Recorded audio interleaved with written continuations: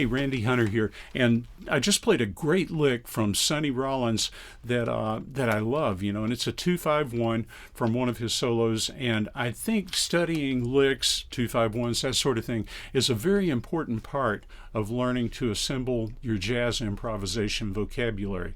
So studying licks always begins with a numeric analysis, but it runs a lot deeper than that. I mean, you want to learn the underlying harmony behind the licks, and you want to be able to select bits and pieces, the components of the licks, so that it really starts to become conceptual more than just a memorized lick that you'll play.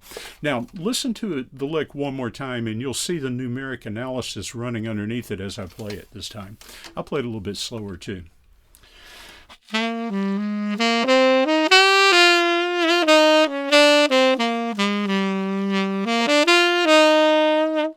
So, I've created a lesson series called Vocabulary, Licks, and Language, and this is set 2 that includes 2-5-1s. There are 13 2-5-1s in it, and this one is number 4 in the series. So I want you to check out the full video. I'm including the full video for free right here on YouTube for you to check out, and then I hope you'll visit my websites and consider picking up the series again.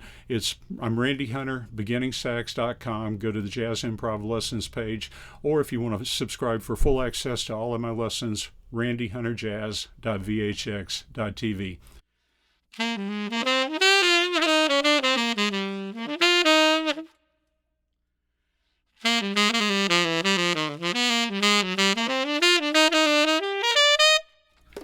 Hey, for lick number 4 in our series here, I thought I would do a lick from Sonny Rollins because I love Sonny Rollins playing, and I don't think we've done anything yet from Sonny Rollins. So the lick we're going to do is from a solo on a tune called Almost Like Being in Love, and this was with the Modern Jazz Quartet with Art Blakey and a number of great musicians, but you'll have to check out the entire album. And the thing about Rollins is just is one of those players that I consider to be a very matter-of-fact kind of player. And what I mean by that is through a combination of his articulation, his command of the time, and his brute power of sound, I just think he is very matter-of-fact. His statements are matter-of-fact, much like and I know the style is completely different, but I think of Dexter as being a matter-of-fact player. Train is certainly a matter-of-fact player, and I guess it could be argued that all of the great players are matter-of-fact players. But just the power of the sound, the command of the time, all of these things really are what give Rollins his particular sound, along with note selection too. That means a lot as well. But I just played 2 licks from the album, or from this solo, I mean, and listen to them one more time. Now this is the one that we're going to analyze. So listen to it first. Now the other one has some similarities in it, and we'll kind of briefly discuss the other one, but listen to it as well.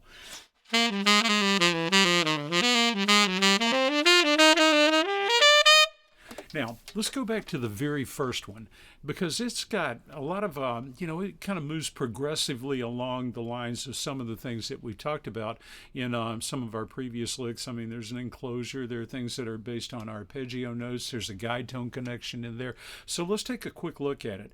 And this one starts with... that's almost like a scale line going up almost. If we replace the first note, the C, with a G, that would work as well, but I think Rollins really likes the particular angle in here.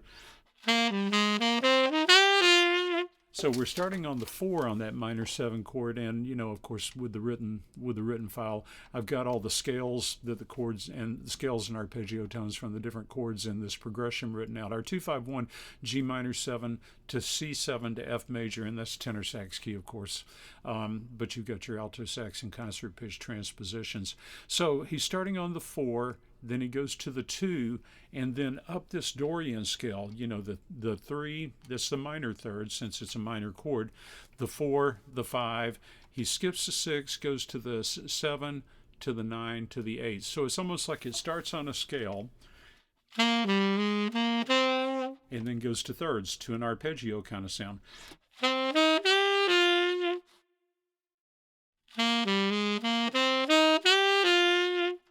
it lands on the 8 on the G minor, and the 8 is also the 5 on the C7 chord. So there we've got a common tone, and we could almost say that 8, that G, the 5 on the C7 chord, it's almost enclosed. Well, it is enclosed. It's a diatonic enclosure, diatonic on both sides by the 7 and the 9 that precede it. And then he follows that with a diatonic chromatic enclosure of the 3rd on the C7 chord. Now, you could say that F is a chromatic neighbor to the E, and it is. It's a chromatic neighbor, but it's diatonic because it's in the key, it's in the scale. It's right out of the scale. It's the 11 on the scale, or the 4 as part of an enclosure of the 3rd. The 4 and the lower chromatic to the 3rd. So we've got the F to the D sharp, and then down the dominant scale, the 3, 2, 1, 7 on the dominant scale. The 3, 2, 1, 7 on that C7 scale, and the 7 on the C7 chord connects directly to the 3rd on the F major chord. So we've got that 7 to 3 connection. So from the enclosure, and then right at the arpeggio, we start on the 3, 5, 7, 9, 8. So with like many of our 2-5-1 licks, we could work this in increments. I mean, I would love having just,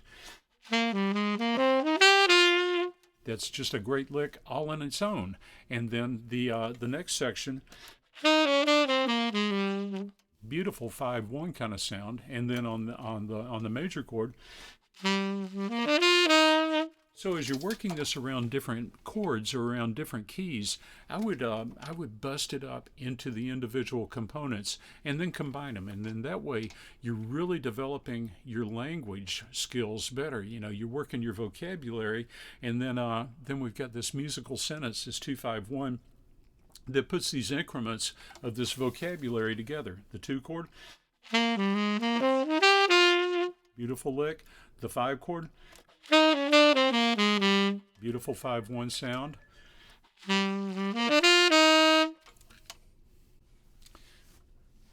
Okay, so I'll play that for you all the way through with the piano chords in just a minute, but let's look at this next lick here again. So listen to our second lick, and we're not really going to do as thorough an analyzation of this one because it's a little more intricate. You know, you can study it on your own, and you can learn some things about how the language is assembled. And what I would suggest is just analyze the chord tones in relation to the Dorian, the Mixolydian, and the major scales, and I've noted the enclosures in here. So there are a couple of enclosures. In fact, we start with an enclosure.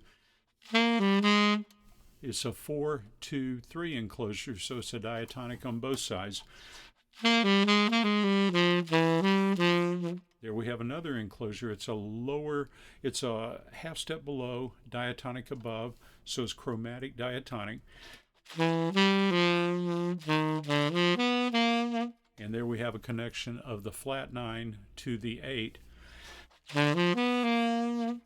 on the dominant chord. And there we're using the 7 on the dominant chord as part of an enclosure on the 3rd of the major chord. Here we have an upper diatonic, lower diatonic, so diatonic on both sides, or you could think diatonic chromatic enclosure of the 8, the root. And in both of these licks, we hear Rollins do these kind of lines. And so we hear him going up these scale and arpeggio kind of lines combined, and I really love those sounds. So listen to all of this second lick.